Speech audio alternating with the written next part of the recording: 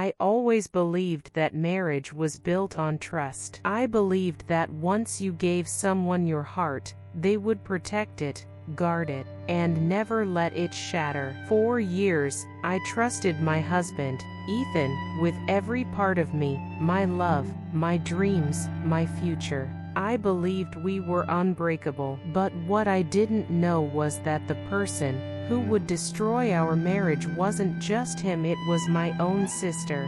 Ethan and I had been married for 8 years. We had a comfortable life, a nice house in the suburbs, and dreams of starting a family soon. My younger sister, Lily, often visited us. She was free-spirited, always bouncing between jobs and relationships, and I loved having her around because she brought energy into the room. Ethan and Lily got along well, sometimes too well. I thought it was sweet. I thought he was being a caring brother-in-law. But as the saying goes, the devil hides in plain sight. It began with little things I brushed off.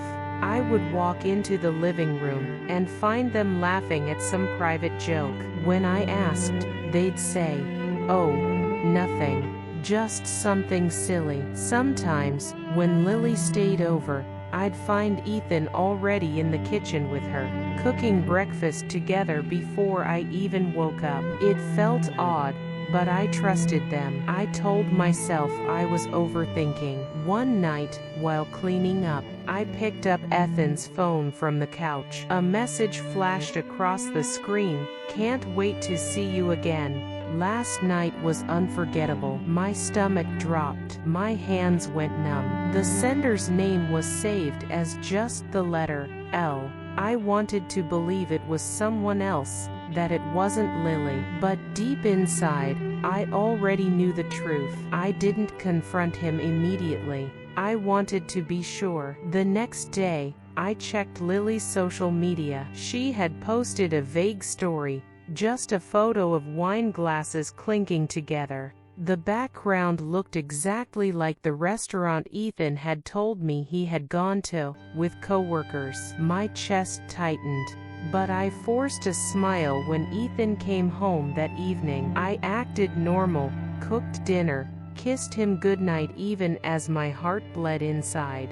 The following weeks were torture. I watched them exchange glances when they thought I wasn't looking. I noticed how quickly Lily's phone lit up with messages whenever Ethan left the room. Every time I asked him a simple question, "Where are you going?" his answers grew shorter, colder, more defensive. I knew I had to find proof. So I planned. I told Ethan I was going on a weekend trip with some friends. He kissed me goodbye at the door, completely unaware that I wasn't going anywhere. Instead, I circled back, parked down the street, and waited. 2 hours later, Lily's car pulled into my driveway. My pulse raced as I watched her step out, wearing a dress I had seen hanging in her closet. She knocked on the door, and Ethan let her in with a smile that stabbed me like a knife. I sat in my car, shaking, fighting tears. But I didn't barge in. Not yet. I took out my camera and captured every moment. The hug, the kiss, the way they disappeared inside together. Proof. Cold, undeniable proof. I spent that night in a hotel, staring at the ceiling, my mind spinning. My husband, my sister, the two people I trusted most, had stabbed me in the back. But as the anger consumed me, a new feeling rose, a fire of determination. I wouldn't let them get away with it. The next day, I called a lawyer. Quietly, I began preparing. I collected every piece of evidence, texts, call logs, photos. I had enough to crush them both. But I didn't just want to expose them. I wanted them to feel the same humiliation, the same pain that I felt. Ethan worked in finance. His career relied heavily on his reputation. If news of his affair spread, it wouldn't just end his marriage, it would end his career. And Lily, she had just started dating a wealthy man who believed she was loyal, trustworthy, and pure. I knew exactly how to shatter her little fantasy world. Weeks later, I invited both Ethan and Lily to dinner at our house. They looked nervous when they saw each other there, but I smiled sweetly and said, "What's wrong? You both look like you've seen a ghost." We sat down at the table. Halfway through the meal, I stood up, walked over to the TV, and connected my phone. Their laughter froze as photos and videos appeared on the screen, images of them together, holding hands, kissing, sneaking around. The sound of their own whispered promises filled the room. Lily dropped her fork, her face pale. Ethan stammered, "I can explain." I cut him off. "Explain what?" "That my husband and my sister have been betraying me for months." Silence filled the room. I pulled out 2 envelopes and placed them on the table. One was divorce papers. The other was a folder filled with evidence, neatly prepared for Ethan's company. "You'll be hearing from HR soon," I said coldly.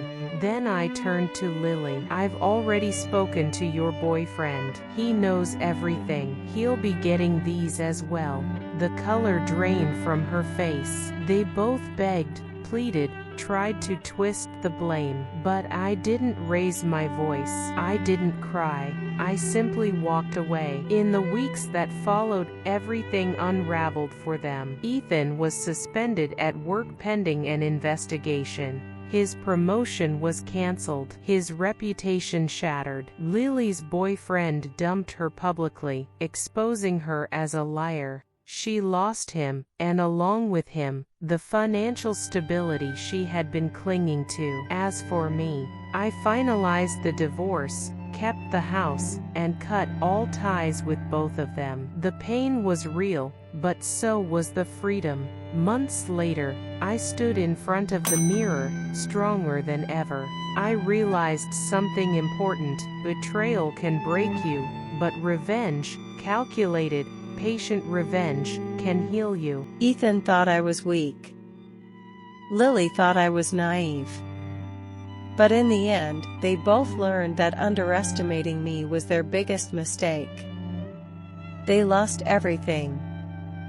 And I gained back myself.